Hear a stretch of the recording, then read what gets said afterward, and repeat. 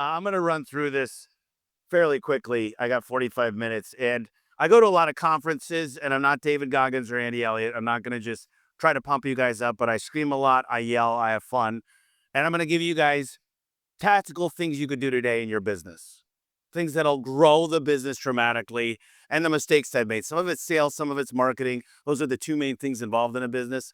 And marketing to me is hiring. So let's just jump right into it. I met Al Levy in 2017. He wrote a book called The 7-Power Contractor. Everyone in this room should buy that book. He taught me how to set up manuals and SOPs. He taught me how to build the most sophisticated success guides and build checklists. He taught me the 8 steps of delegation. He taught me how to build a functional org chart and how to build. The biggest thing is how to build homegrown techs. This month, I got 42 technicians training. Every single month, I got anywhere from 25 to 50 technicians coming in to train. We train them for 2 months. We build our own techs. Building your own techs, I think, is where it's at, although we do hire other people, but you're breaking up other bad habits. So learn to build your own technicians. It's a huge, huge opportunity. So I did my orientation the other day, and I'm like, you know what, screw it. Let's just take a snapshot of that orientation. Here's what I found that makes a great technician. Number one, they slow down. My guys in garage doors, I've got companies I buy running 10 calls a day. The best technicians in my company run 2. Slow down. They like to smile a lot. Smiling's super important. They're just happy. They got a chip on their shoulder. Somebody told them they weren't good enough. Somebody showed up with a 6-pack, so they got an 8-pack. Somebody showed up and kicked their ass in volleyball, so they beat their ass. Like, they just like to win. They were bred to be competitors. They don't like to lose. There's some people that need to be number one. There's some people that hate to be last. I find the people that need to win. Last thing I'll tell you guys is this idea. Oh, another quick thing. This is so important. Read the book Influence by Robert Cialdini. He's the #1 psychologist on the planet for influence. He's a buddy of mine. I met him. He's 80 years old. And out of the 7 things that push people, number 1, by far, is commitment. And if you get this commitment, first of all, I need you guys to come up with your commitments. And you need to yell them from the rooftop. If you still have your mom and dad around, I want you to sit down with them and your wife and your kids and tell them what your commitments are. Then I want you to put them live on social media. I want you to call every one of your accountability partners and say, I need your help to stay committed. And the most important thing is stay committed to yourself. But here's your team. Here's what'll happen. If you get your team together with all of their best trusted advisors at work, their coworkers, and you reverse engineer your goals and figure out every KPI per job, and then you bring their wife and kids in and their parents in and their best friends, and you have this commitment amongst that you say, I'm committed to this, and you write it down. You've got to write it down. They've got to pick their own commitments. You can't pick it for them. So they write down their commitments, and every week they need to check in on their commitments. Every single week. And they need to put it on a really big whiteboard where their whole crew could see it. They got to go live on social media. They got to have it in their shower, in their truck, and at work, and they need to sign off on it. And then you tell them, you're a person, you're a man or woman of honor. You're going to honor your commitments, aren't you? And you're yelling it from the rooftop. I mean, you're telling everybody. And you got a contingency plan. Listen, if I don't hit these numbers, these goals, this conversion rate, this many reviews, this little bit of warranties, then I've got my wife and kids that we're going to hit pinnacle, we call it. And I'm going to work this Saturday because I'm that dedicated. Because when you stop staying committed to yourself and you say, I'm going to quit smoking and you don't do it, if you really mean it, if you come up with the reasons why you want, like if you're like, I'm quitting smoking for somebody else, that's not a real commitment. But if you really believe that you need to do that, if you really want to hit the goals and you signed up on it and you check in, you're more than likely to hit it. This idea of commitment. There's a few more things on here. They're the king of follow-up. Well, my buddy Brandon Colby, John goes to his house sometimes. He'll disappear into his bedroom for 30 minutes and he's calling up on customers checking in. He closes the largest tickets ever because he's the king of follow-up. Follow-up is key. Extremely confrontational. My top guys, they're always asking me for more money. I've bred that into them. I can't say, hey, don't ask me for more money, but go ask clients for more money. By the way, how many people in here sell things that people don't need? Anybody? I sell everybody things they don't need. I have a new, not an iPhone, but a Droid. It's an S25. Don't get mad at me. I'm the green bubble. The old phone works great. How many people here have to have a new bottom rubber to keep the bugs out of your house on the garage door? How many people need that in their lives? How many people need a cell phone that opens and closes their garage door in the MyQ? How many people need to have that or their life would end? The shittiest idea in the world is that you don't sell things people need. You know what I sell people? Things they want. Who needs a 30-year warranty on their shingles when you got a 10-year? I tell you this, give them options and let them choose what's right. Rich or poor, black, white, Cuban, or Asian, do not prejudge your clients and offer them everything and let them decide. Because if you're not giving options, you're giving your clients ultimatums. Do we agree? They can either say yes or no. So we've got 6 options. Oh, that one you didn't like? Well, how about this one? Why don't you pick one you like? We've got builder grade all the way up to the Taj Mahal. And I'm really good at selling the Taj Mahal because I attract my customers that way that want to do business with a premier company. How many calls do you think I get a week? Let's say we've had the same company out 3 times in 1 year. Can you guys just come out here and fix it right? I'm sick of missing my daughter's ballet practice. I'm sick of missing work. Just come fix this store. We're done dealing with these little hole-in-the-wall companies. Reverse engineer your goals. Do you know how much math I do in the shower? I should have a TI-83 calculator in there. I'm like the Rain Man figuring out numbers in my head. I reverse engineer all the goals for the guys. They know what they need to do on every job, every single job they run. They got to understand what needs to happen for them to hit. Don't focus on the year, the quarter, the month, or the week. You focus on today. And so all I do is reverse engineer the goals. I said, we're going to do $1 billion to some of my managers years ago. They said, how's that possible? And at the time, our average technician did 500,000. That means we needed 2,000 technicians, right? How do we get to that? Well, we would need a beautiful, amazing, large training center. I had to buy 2 apartment complexes. I would need to buy all the tools, have access to vehicles, get the iPads on time, have an automatic way to do background checks and drug tests. We would need to create a machine, a flywheel. And when they walked out of this meeting, they all said, we're going to be $1 billion. They had to believe in my vision and dream. Hey, what's up, guys? I hope you are loving this episode. Hey, if you're a contractor looking to scale and grow your business through sales leadership training and sales coaching and training for your team, then look no further. All you got to do is text us at 945 800 4220. 945 800 4220. Okay? Or just go to our website, sell with an S, sellonstg.com. Again, if you're a contractor and you want to grow your sales leadership training skills, your sales coaching skills, and you want to grow and help your sales reps get better, we can help commercial companies, we help residential companies, no matter what trade you're in, you just want to transform your business, okay? Come to STG. We hope to see you there. Hey, now back to the episode. So I had to show them the math. Are you guys paying attention to non-converted jobs? We run a report every day, every week, every meeting to look at guys that aren't converting. My number one job, I care the most about conversion rate. Average ticket's important, but I care more about earning that client's business. Worst offenders and non-opportunities. Your name does not want to be on that list. But these are the numbers. These are the KPIs we look at. First, the only job you can show up on time to. What's the only job?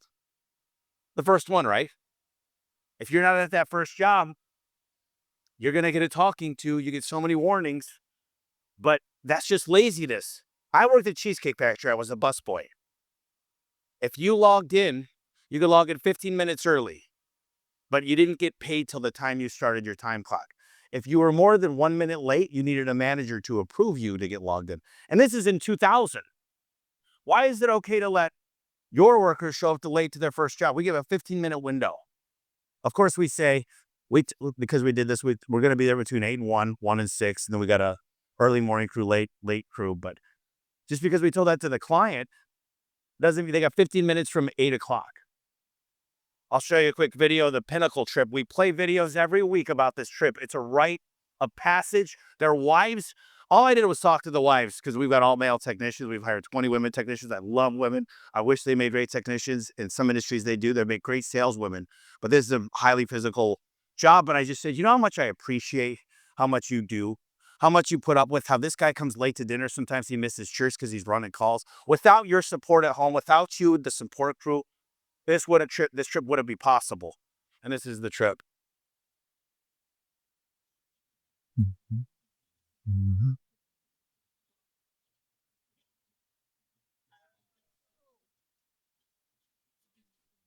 It's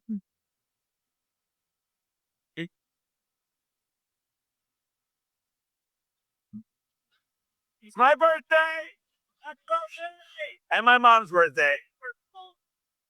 Ship is really, it's important to me. It's important to the leadership team. Everybody should have an opportunity to come here. And it's going to take a lot of hard work. It's going to take tenacity. It's going to take planning. It's going to take a lot of intention, accountability. We know that the significant other makes a massive difference.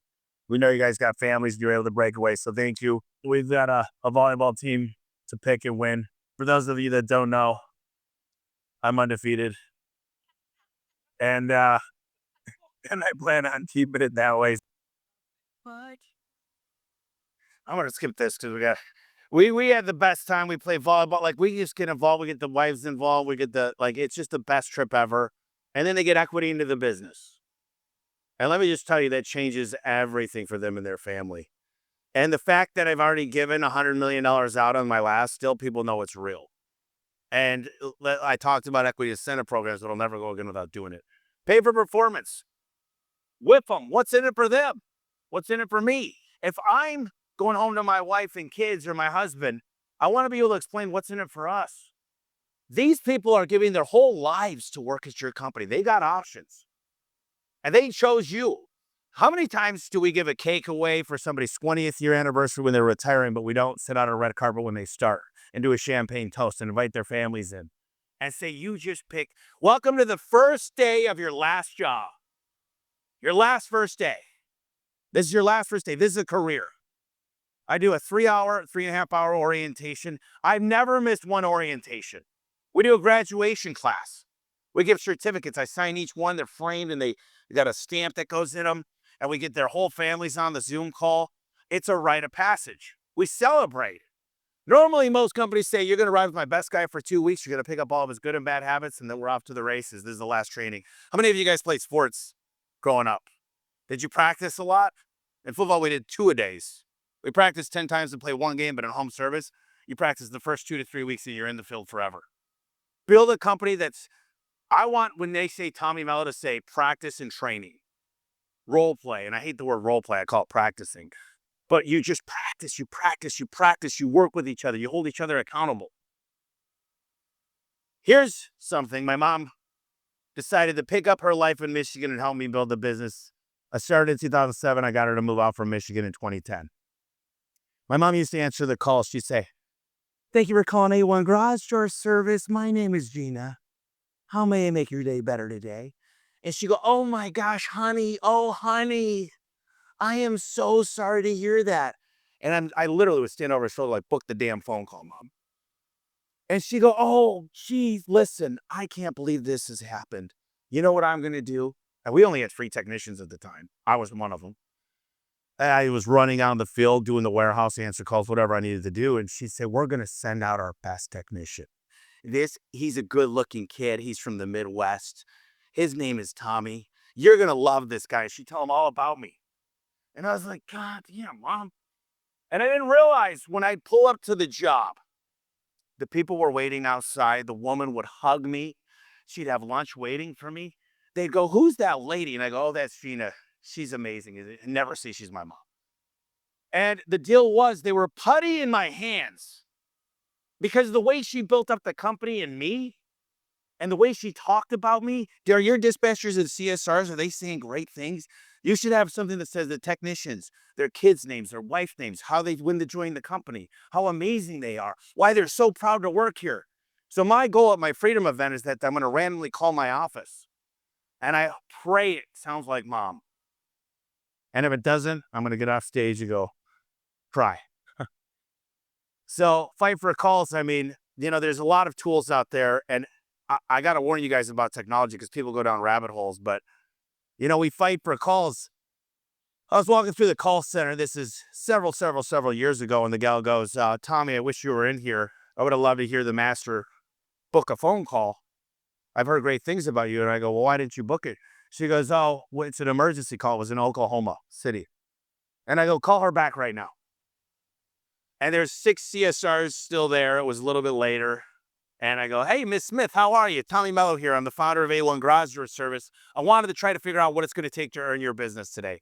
She goes, "Oh, Tommy, I just called another company. They're coming out they're coming out for a late call." I go, "What's the name of the company, Miss Smith?" She goes, "ABC Cross Source." I go, "Great company, great company. May I ask you a question? Are they charging a late night service fee?" And she goes, "Yeah, they're charging me $60." And I go, "Well, what if I said I could get a technician there in 20 minutes and we're going to waive that fee?" She goes, "Oh, Tommy, I wish I could, but I've already booked the call." I go, "No problem. You already gave me the company. I'm going to call them and cancel for you." And she's like, "You really want this business?" And I said, "I really want this business. My guy could be there in 20 minutes." She goes, "I'll tell you what.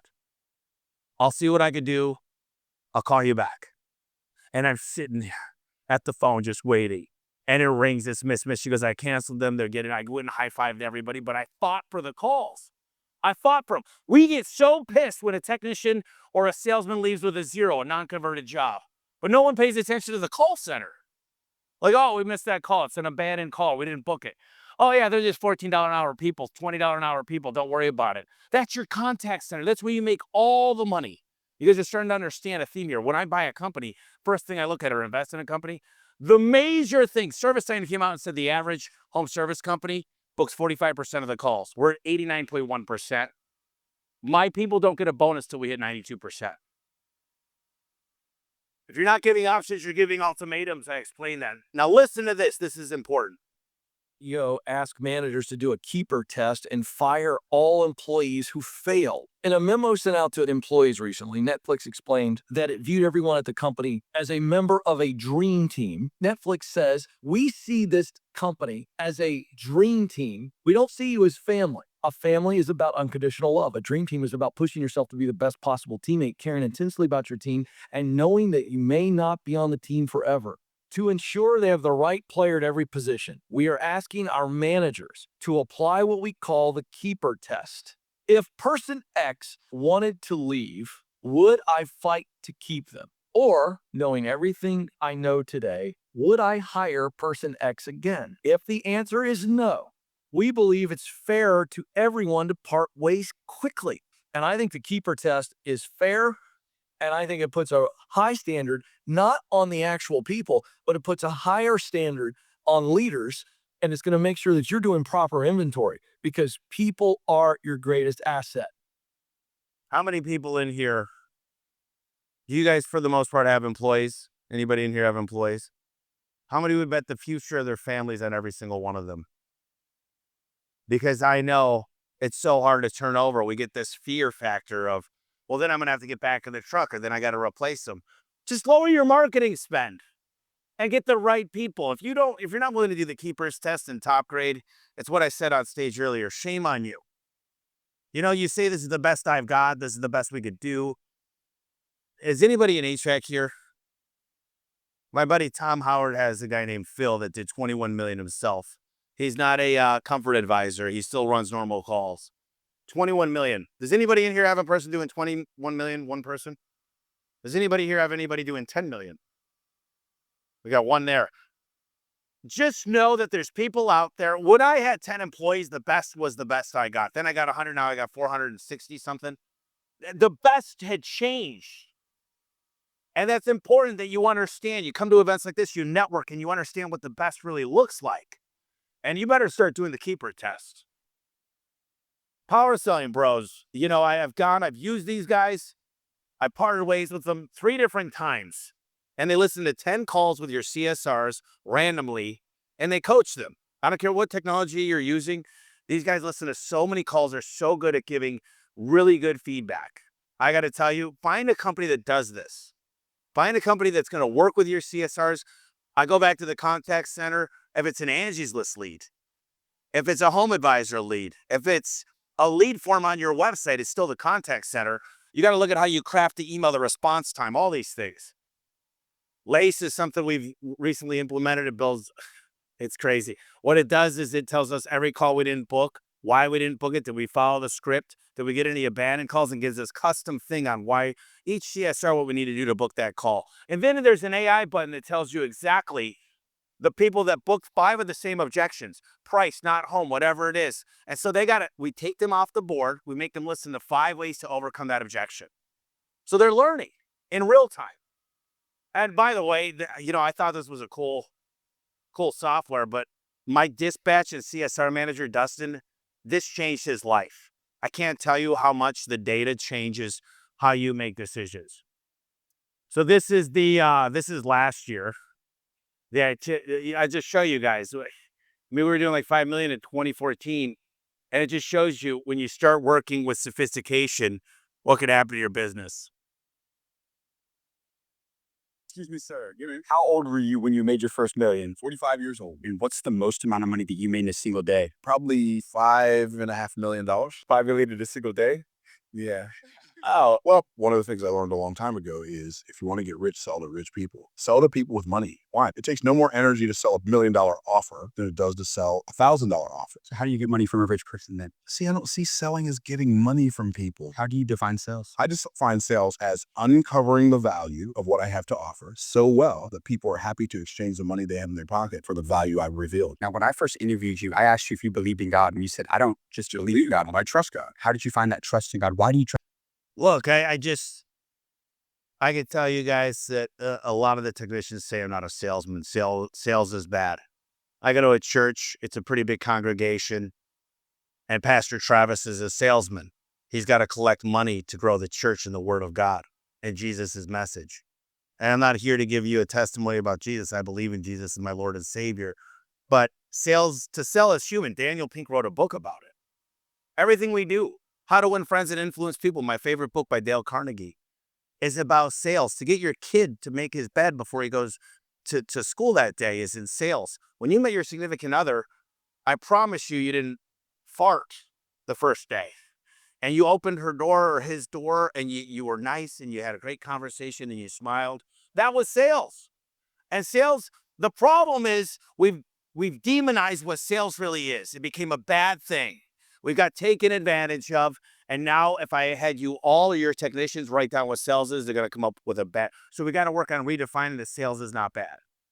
I was a Xander at accidentally in a first class flight a few years ago. And this guy's going back and forth for hours and hours on this plane, just with his swing on his iPad, looking at his divot. And that's when I realized that how the greatest practice way more. I saw Larry Fitzgerald speak one day and I met him afterwards and he said, for every great shot, a great football that I caught 1,000 more in practice. There's nobody I know that won, whether it's Wayne Gretzky, Michael Jordan, Federer, the tennis player. Everybody practices all the time. Learn to practice more. You know, I rebuilt our org chart. This is a really primitive version, but we all work for our technicians and installers, the guys doing the work. I'm at the bottom. My job is to make sure we support the technicians and installers, period. I sit behind a desk. I'm not in the 120-degree garages or the 10 below in Minnesota and Wisconsin. So our job is to support the technicians and listen to them and make sure they've got an open dialogue to what can make their lives better. I don't respect somebody that doesn't get their hands dirty and does ride-alongs and tries, like we all work for them, and you got to make sure you're as strong as your weakest link. The flywheel's got to be working. The dispatcher's got to be doing their job. The warehouse. We try to make sure everyone knows why they're important. You know, I was 30 some odd million, might have been 30 or $40 million of revenue before I rebranded. That was the old truck back in the day. They used to call it the rape van because it's just this white van. And then I got this funky wrap. And Al Levy said, take a picture of it black and white.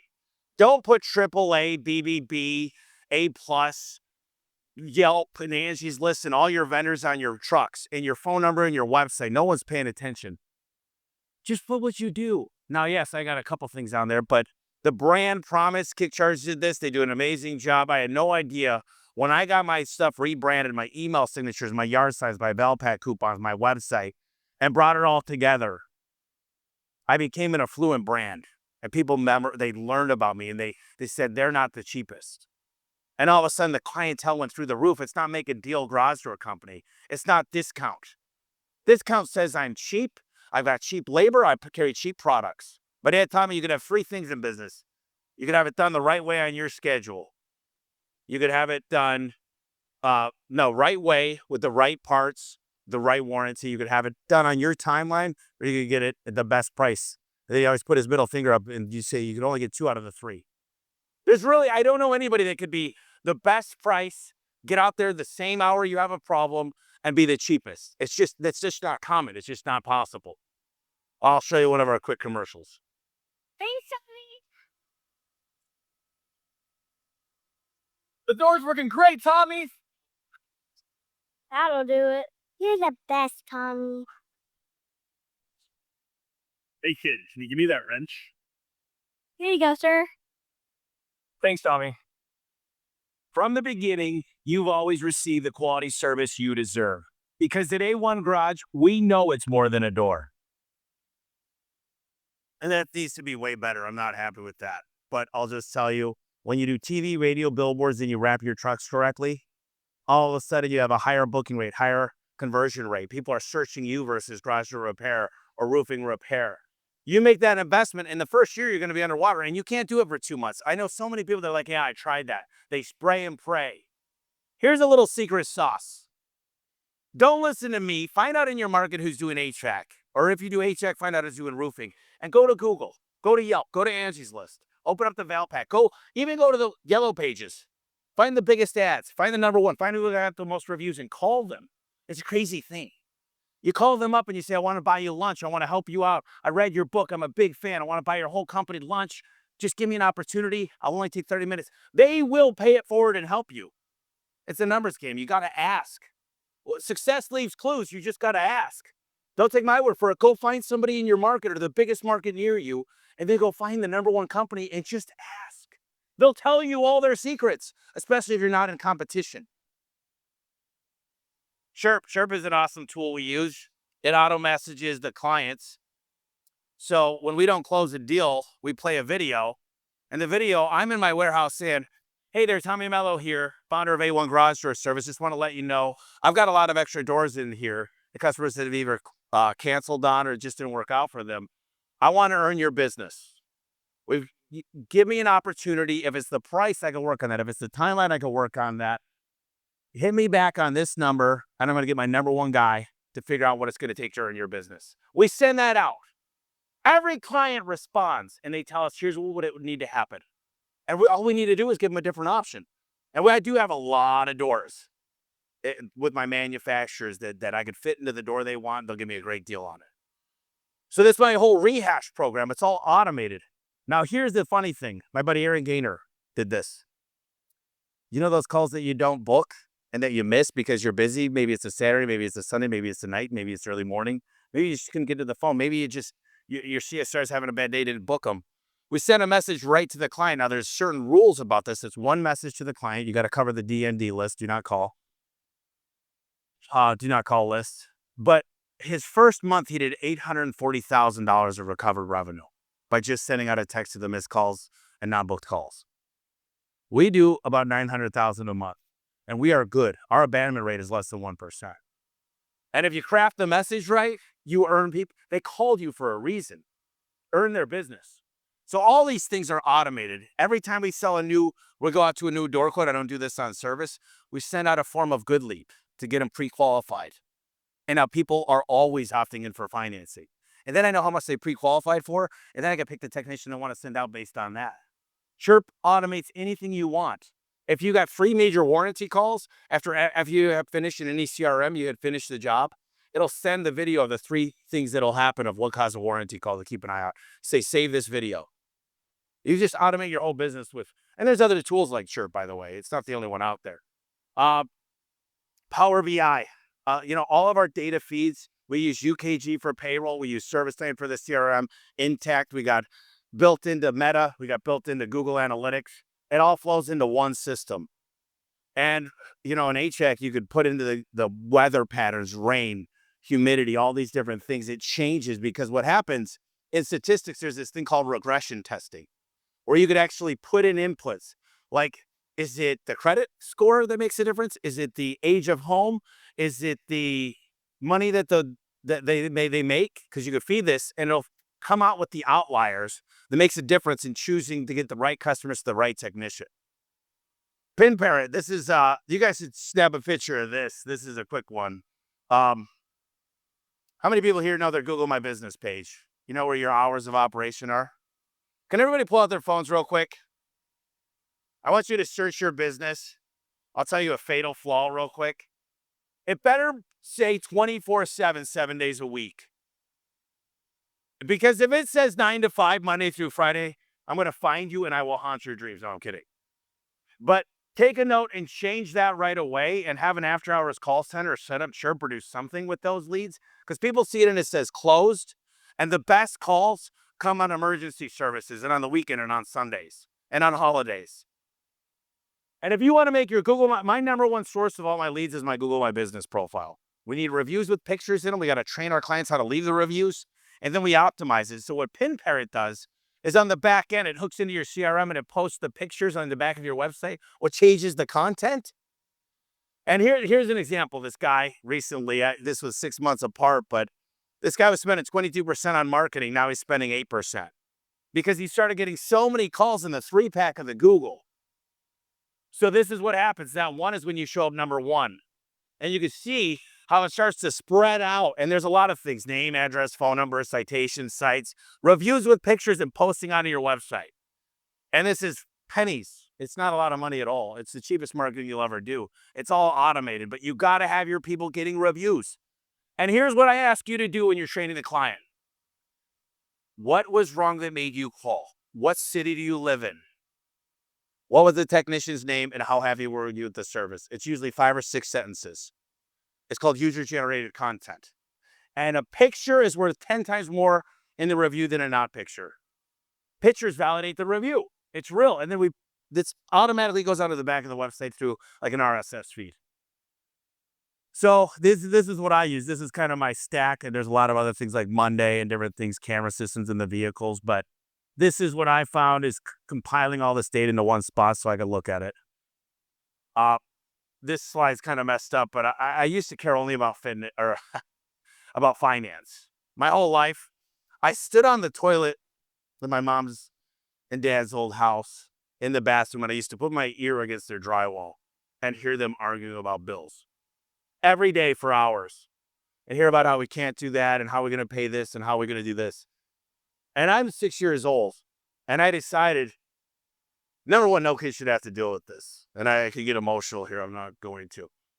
But I said, money's never going to do this to my family. I never want my kids to have to deal with that. So I decided then I'm not going to have kids. I'm not going to get married. Money will be done. Money's not going to do this with my family. So that's where I was, focused 100% on finance. And since, God's mercy and the stuff he's put into my life, I get to focus more on my faith, my family, my fitness, my fun, and my future self. And here's a little secret code. Find people in each one of these categories that you want to be more like and hang out with them. If you want to be a bad father and a bad husband, go to the strip club and get wasted every night. If you want to be great, hang out with people that are great dads that you see at the baseball game coaching their sons. Find out a way to be around the people in all 6 of these categories, and things will get way better. I'll tell you, they say you add up the people around you, you add them all up, you're the mean of that total number. So I used to just want to hang out with people that had money because I didn't have any. And man, my mom worked 3 jobs. She'd come home from serving tables after a full day in High Hills selling houses, blisters on her feet. I used to massage them. And I'd say, man, I can't go to mom. I got a job when I was 12 washing dishes under the table because it was so hard to go to mom for money. And that's what my life had become: money, money, money. And it is important. It's a great tool. It does a lot. It gives you options. And I never praised money. Money is not the root of all evil. The love of money is the root of all evil. But I'll just tell you, focus on some of these other things. I didn't feel good. I mean, I felt like crap. I had a lot of things happen in my life. And that's me on the left, disgusted. And this is kind of transitioning. I got Sean Crane told a story on stage, and he got a hold of me and really just said, are you happy with yourself? Do you have a lot of energy? Do you feel like your head's clear all the time? And then I met Dr. J, and look, I don't know if they're right for you. I don't care what's right for you. Maybe you got a friend, somebody that'll hold you accountable. Maybe it's your wife, maybe it's your husband, maybe it's your kids. But being comfortable in my own skin, walking into a room, that was not fun. People would say, man, you must work a lot. because you're really out of shape, is what they were saying. And I just said, enough's enough. I felt like shit. My cousin told me to take off my shirt. She goes, we're so proud of you and this family, everything you've accomplished. She said, why don't you love yourself? She goes, you drink too much. You're not going to church. Your face, you can just see it. You're carrying a burden. She said, when's enough, Tommy? And I knew I had to change. Tears rolled down my eyes. And, they're here, but these guys do a fantastic job. I'll tell you, all of them. Dr. J changed my life because you can't work out unless you have energy and feel good throughout the day and your mind's clear. This is me and Bree. We're engaged. We're going to live a great life. I want to have kids. You think there's 168 hours in a week? You spend 50 working. Some of you spend 60. By the way, I don't envy you. I don't care. You could outwork me. I'm going to out-delegate your ass. 50 hours working, 50 hours sleeping, 10 working out, you still got 60 hours. You could read one book a week, take your wife on a date twice a week, hang out with each of your kids, watch your favorite Netflix show every night, and still have 10 hours left. So here's what I figured out. Your calendars aren't organized. And by the way, if you put something on your calendar, keep your word and do it. Because if you start lying to yourself, everything changes. When your brain does not take what you put literally, my brain doesn't take the alarm clock very seriously. Sometimes I hit snooze. But I started setting my bedtime instead of my wake-up call. I mean, we were in bed last night at 8 a.m. or 8 p.m. Well, we got to come here, but usually we're in bed by 9, and I'm a night hawk. And I just started setting my bedtime. I take this thing called Dream Water. Some of you guys are going to see take gummies. I'm kidding. Your goal as a CEO is to build a team that runs your entire company better than you. I really love going into work and just putting my legs up and going, man, this is good. These people are so smart. They're so committed. They've got such ambition. And you know what I do? I always have ideas. I try my best to bring them in, have a meeting, and make my ideas their ideas, because I realize my ideas never come true unless they're executing them. So I get their input. I listen to them. I smile. And I'm good at kind of planting ideas. I put the idea in their head, and then I go, whoa, how'd you come up with that? Let's do that. So if it's their idea, it always happens. If they got input, it always does. If it's my idea, it's like, oh, great, Tommy's got another idea. So just be careful. But if you get good at this, you do very well. Raise your prices. Alan Rohr talks about this. I say don't raise your price unless you're going to raise the customer service level. But so many people, if you hang out on Facebook groups, they really, really, really don't know how to price. You got to have the state-of-the-art equipment. You got to be, I used to get jealous of all the HVAC and plumbing companies because they're all over the billboards and all over the radio. You ever notice the biggest company is the most expensive? Is it like that in your industries? Is it like that in your city? The biggest is always the most expensive, and they take care of the employees, and they drive the new trucks, and they get to be on all the radio and TV, and they're doing the nonprofits, and they're at the home shows. Don't you think that that's maybe something you should be looking at? And they buy better as well. And sometimes the best company isn't always the most expensive, but because they're able to deliver value. What good is a good price if it doesn't come in on time, or if it's a felon? If you got a wife and 2 daughters at home, 3 and 6, and you're sending out the cheapest company, but they don't even care. They're a broke down truck. They barely speak English, and they're going to steal when they're in your home. Like, I don't want those people in my home. And there's all these reasons why it's not going to be cheaper. Dan Kennedy said, charge a higher price as you can without cracking a smile when you say it. A mistake repeated more than once is a choice. I see so many people. They come to these events, and I see them every year. And they tell me how they're going to grow and what they're going to do and everything. And then you see them the next year, they're the same size. And they're like, I'm trying to get to those manuals, Tommy. I'm trying to find a good leader, Tommy. I'm trying to work on these pay for performance, Tommy. And I'm trying to really craft the org chart. And I'm like, yeah, but you were trying that 3 years ago. Why don't you sit down? Read a book by Gary Keller. It's called The One Thing. It's prioritization. I did the math this morning in the shower of what I make per hour and per week. And realistically, I shouldn't be here right now. I should be at work. But I love this stuff, and I need to get out of my people's hair. Like, if I'm there all the time, they'll suffocate. Like, because I stick my foot on their neck a lot. And I'm like, faster, harder, stronger, bigger goals.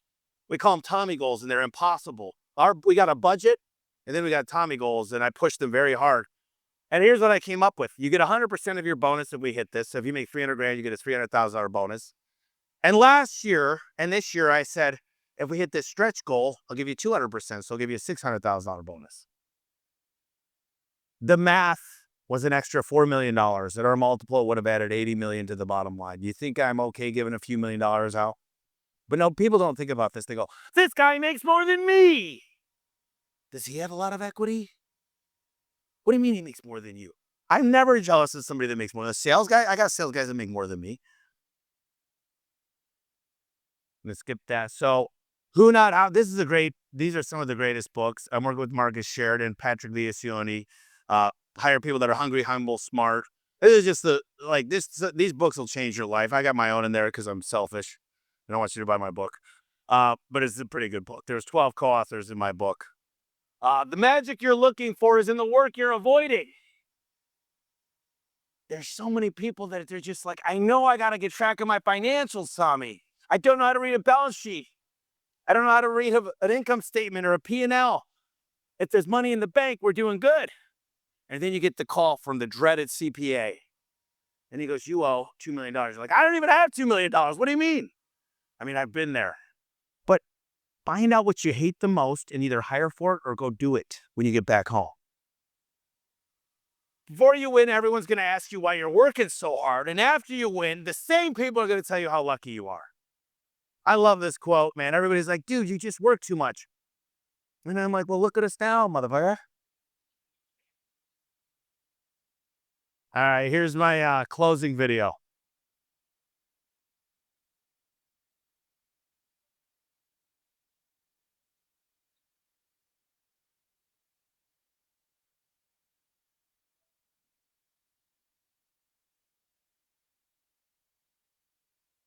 You can write everything down if you want to. Be brave enough to write every one of your goals down. But I'm going to tell you something. Life's going to hit you in your mouth, and you got to do me a huge favor. Your why has to be greater than that knockdown. And I love it. Buster Douglas got knocked out. Nobody ever got knocked out by Mike Tyson and ever got back up.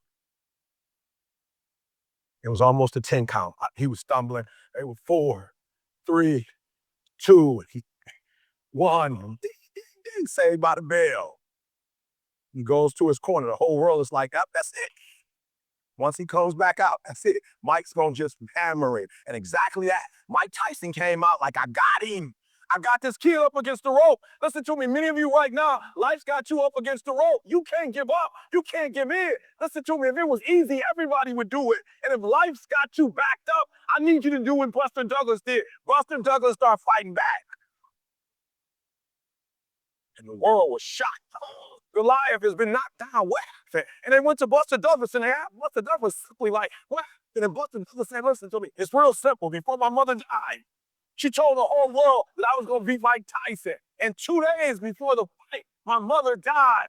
Buster Douglas had a decision to make. When his mother died, he could die with his mother, or he made a decision, I can wake up and I can live for mom. And he knocked Mike Tyson out simply because his why was greater than that punch. His why was greater than defeat. His why was greater than his tribulation. I'm telling you, if you don't know what your why is, and your why isn't strong, you're going to get knocked out every single day.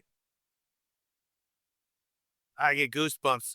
So here's the thing, I tell people, I'm the best I've ever been today, but the worst I'll ever be. Because tomorrow I'm going to be a little bit better. I'm a committer. I commit. I know it's not easy, man. It's hard when we're out to not drink. There's these little things. It's hard to want to go on a 4-mile walk when you're already just sick of it. You came back from work. You got so much going on. But your commitment has to be strong. So this is the last thing I'm going to do. You guys all stand up real quick to close this out. Everyone stand. Move your arms around. And all I want you to do on the count of 3 is scream out at the top of your lungs. And I want to hear you. I want you to say, I'm committed. We're going to do this together. Ready? 1, 2, 3. I'm committed. All right, guys. Honor your word. I appreciate you guys. Thank you.